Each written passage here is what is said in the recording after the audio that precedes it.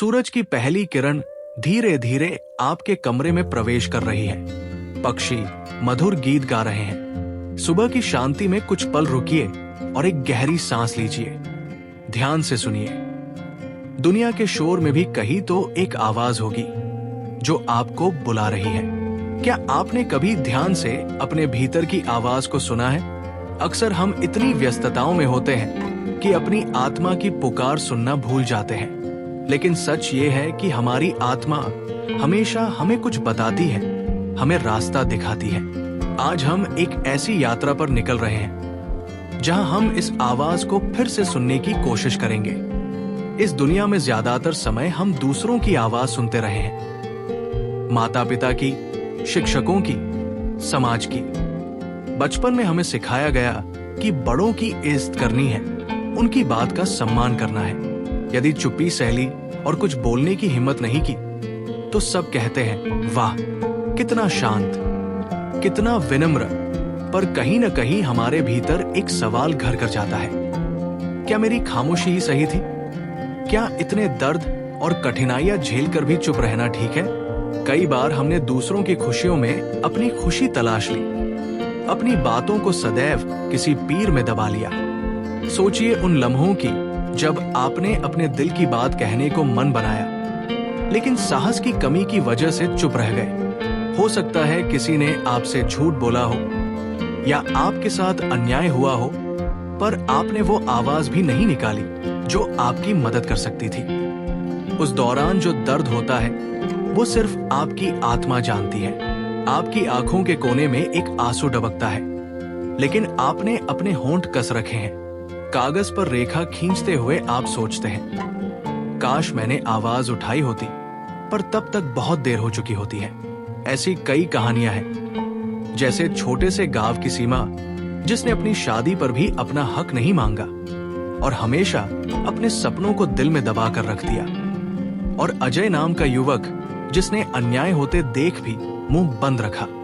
हर कहानी में बस एक ही दर्द है, उनकी अपनी आवाज दब गई। बाहर की दुनिया में हर चीज सुंदर नजर आती है, लोग हंसते खेलते हैं, पर आपके दिल में एक अंधेरा होता है क्योंकि आपने अपने भीतर की आवाज दबा रखी है।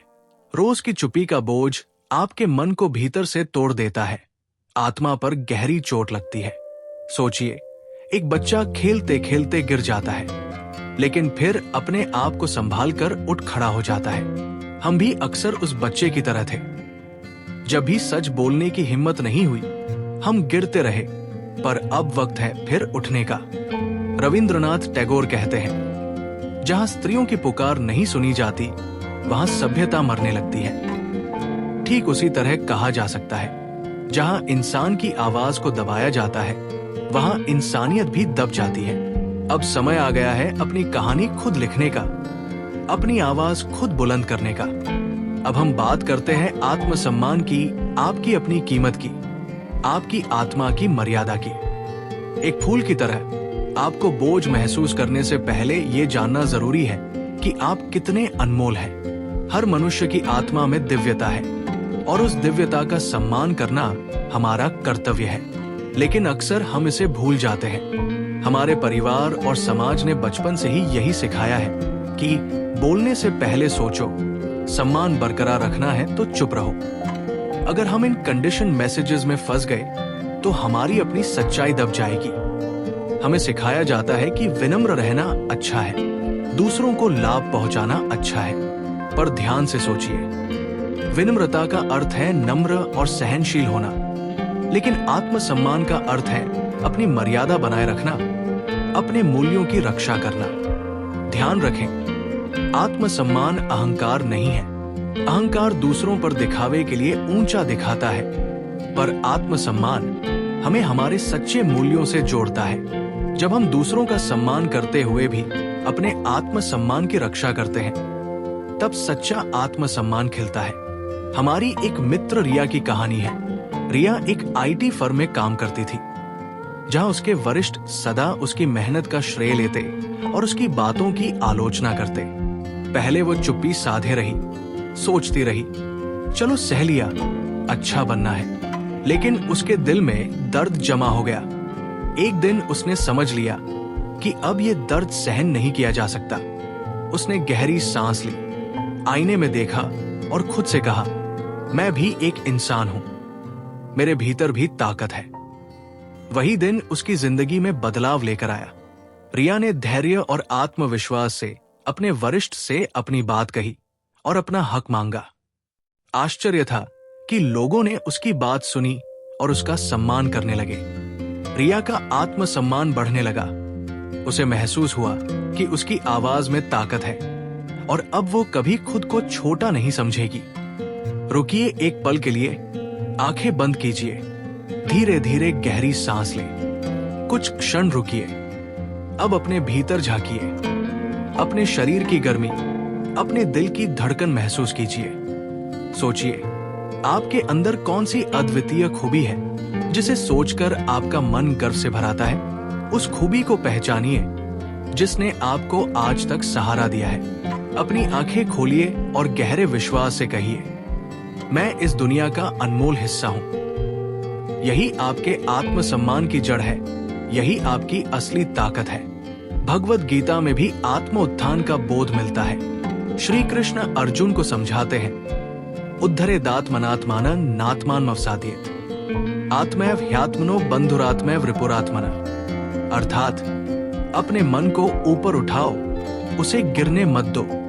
आत्मा ही आत्मा की सच्ची मित्र है और आत्मा ही आत्मा की शत्रु।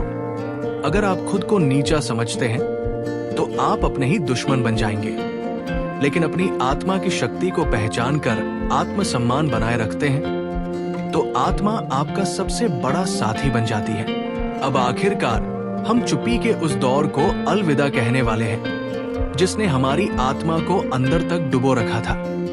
जितनी देर हमने अपनी आवाज नहीं उठाई, उतनी ही देर हमारी असली शक्ति मरती रही।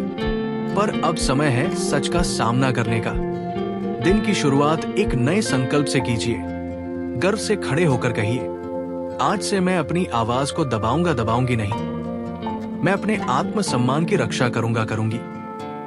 ये सिर्फ शब्द नहीं है, ये आपके भीतर के आत्मविश्वास का उद्घोष है।